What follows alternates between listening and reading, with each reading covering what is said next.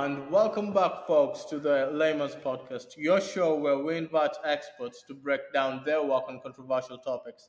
Our guest for today, David Rondon, recently published an article in the New York Times titled Good Things That Came Out of COVID 19. Now, I have some data here. The World Bank estimates that the world's collective GDP shrank by 3.4% due to COVID 19. Furthermore, the World Health Organization estimates that the global death toll to this pandemic was 6.9 million people. So, guys, I think you can understand why Twitter is on fire right now because of this article. Now, David, tell us a little bit about yourself. Tell us your educational background and what made you write this article at this time in particular. Well, to start, thank you for inviting me on the Layman's Podcast. I studied supply chain management in college and am currently a CEO of the logistics company Stats. I wrote my article because I recognize some positive shifts in our economic, social, political, and personal lives following the COVID pandemic. Now, with that said, of course, I would be lying if I failed to point out that the COVID pandemic was a net negative to the world. As you mentioned, both the human and economic costs of going through this have been immense, and the world would have been better off without going through it. However, we had no choice in the matter and had to go through it anyways. But what I wanted to focus on in my article was the progress that we have made after the ordeal and the positive consequences of having to go through it. All right, David. Well, I read your article and you mentioned that we have made progress in our economic, social, political, and personal spaces. And I'd like you to start with the economical progress that we've made during the pandemic because I've been partaking in this economy and I gotta tell you, mate, it does not feel like we made any progress at all. Yeah, well, I see where you're coming from. But recovering from a recession as brutal as the one we just came out of, takes time. So we have to look at the benefits that we will reap from a more aerial view. Let's start with the labor allocations. A lot of people lost their jobs during the pandemic as businesses tried to stay profitable. Most notable of these mass firings was the April 2020 mass firing that ended the longest employment expansion in US history. A consequence of this mass firing is the loss of a lot of what anthropologist David Gaber calls BS jobs. A good example of such a job that was lost was human directionals, the sign holders that direct traffic into a restaurant by dancing with a sign. These people may not seem significant, however, these are jobs that have been lost. Firing these people opened up a new pool of labor to be tapped by essential services like trash collectors, mass transit operators, truckers, and EMT drivers. Whoa, yo, David, isn't this opinion a bit too controversial? I mean, people are losing their sources of income here, right? They are, but like in every recession, the pandemic recession has corrected crucial market imbalances. Going back to the human directionals, as I mentioned before, remember when I said they would be forced to seek alternative employment opportunities? Well, the only available employment during the pandemic was for essential workers. So those that got employment in these sections ended up with a job that brought more value to the economy. And if they chose to remain in their new employment after the pandemic, then our labor efforts have been reshuffled in a much more productive means than before the pandemic. You know what I'm saying? Okay, David. Well, I might agree with you on the fact that the reshuffling of the labor forces during the pandemic has made us more productive as a society. What I don't agree with you is that this impact has been a net positive all in all. I mean, the positives have to be negligible when put into context of the $84.9 trillion that the World Bank estimates the whole world lost in GDP revenue. What do you have to say about this, David?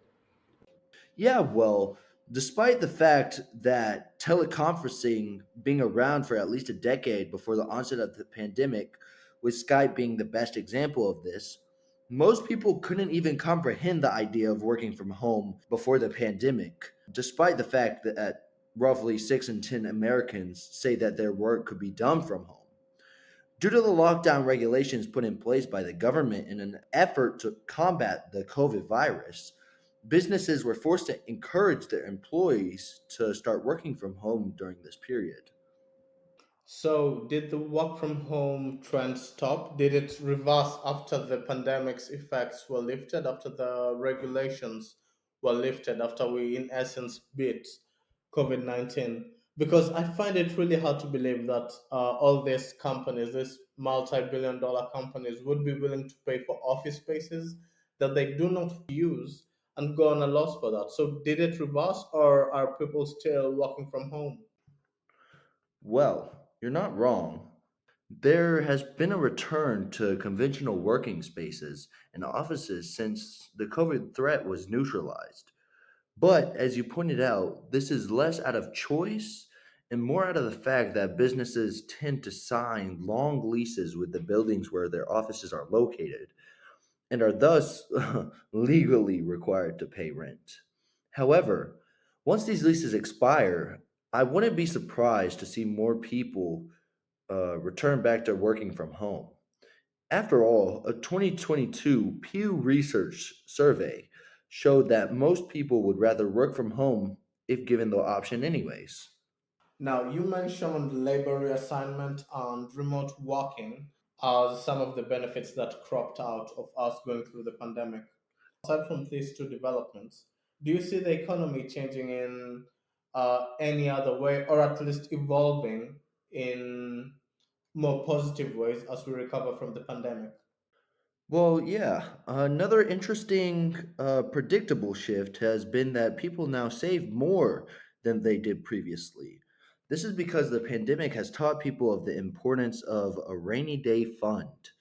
As a consequence, the economy is in a better position to offset losses from future disasters because individuals are going to be better prepared for it.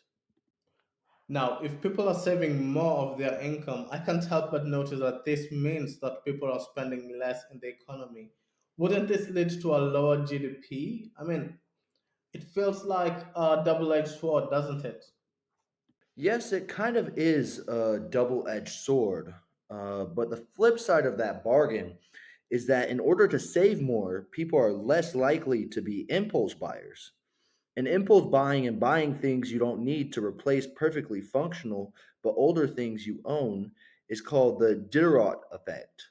By only purchasing what they need, consumers practically force producers to only produce what is crucial for the economy, which further discourages the Diderot effect, leading to a positive feedback loop. While this means that our GDP will not grow as fast as it would have with reckless spending, it also means that frivolous services and consumer items are removed from the market and the resources can be diverted to more meaningful economic activities and items. And what about your industry? Have the global supply chains recovered from the pandemic shocks? Well, I'm not going to lie to you. It's hard to tell with a global supply chain. Generally speaking, many countries tried to push away from globalization during the pandemic out of necessity.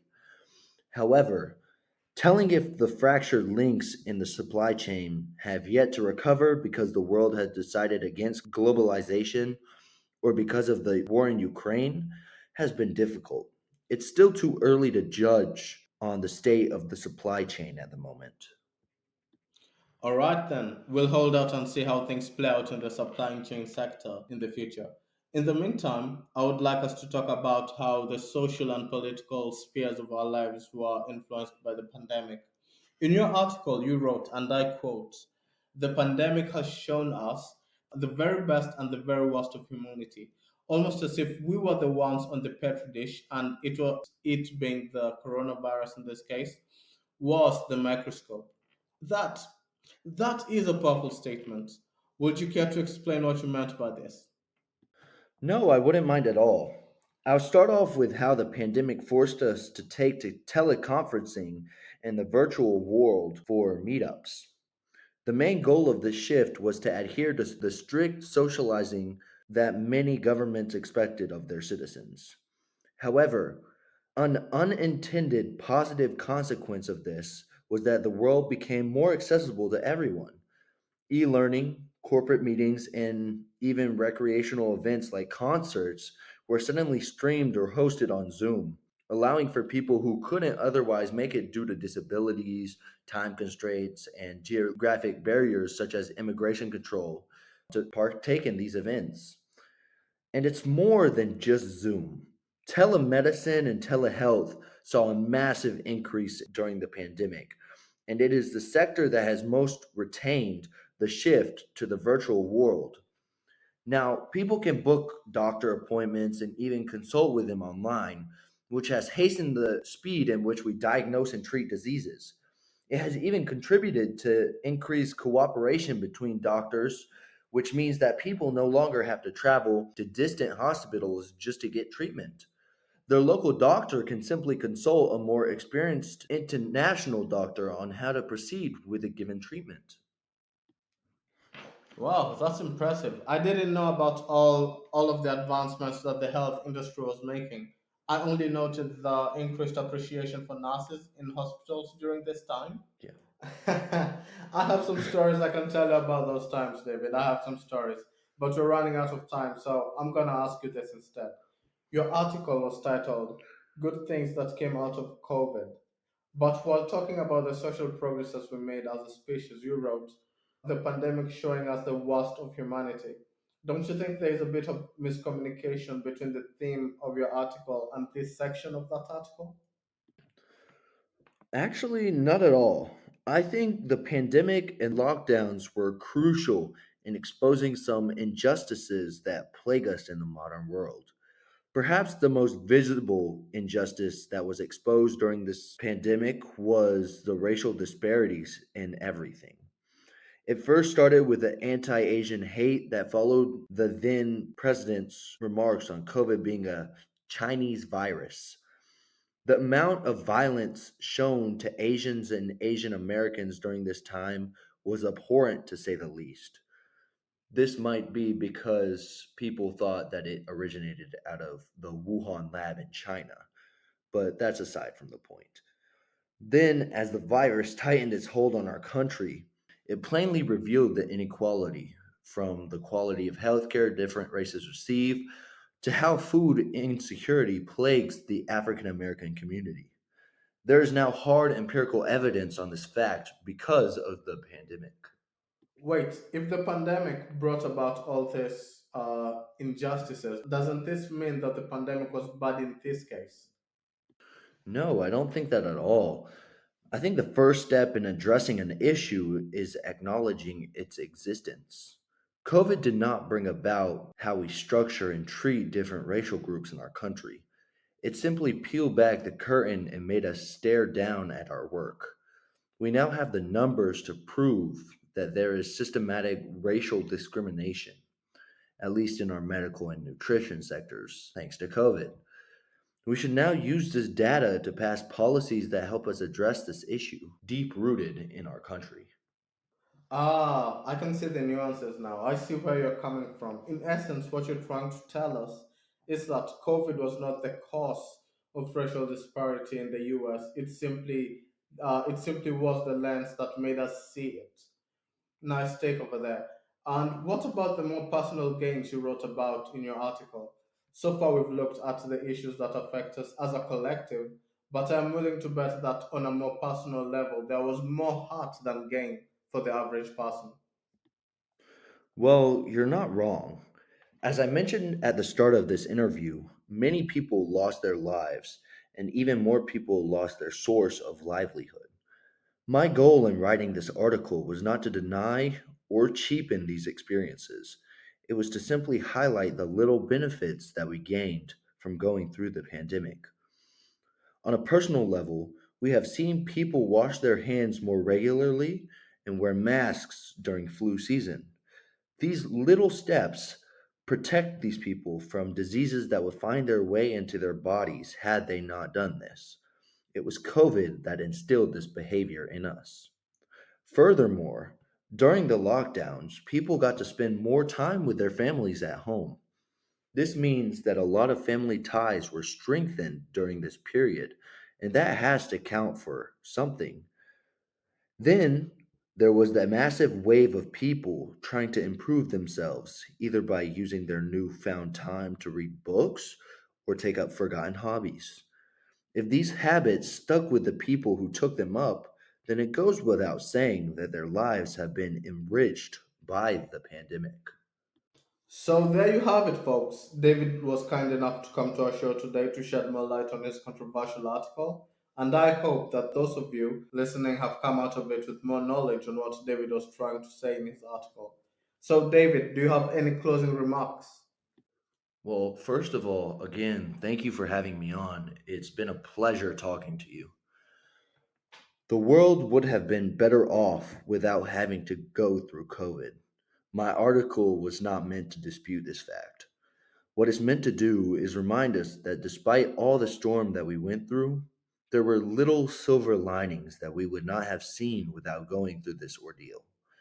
And I hope we can keep appreciating and embracing the little lessons that we learned throughout it.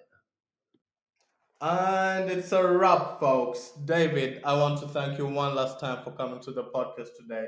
It has been a very interesting conversation, and I hope that my listeners, who I really appreciate for listening, by the way, have come out of this richer. Now, I've been your host, Tiger, and I wish all of you a lovely rest of day.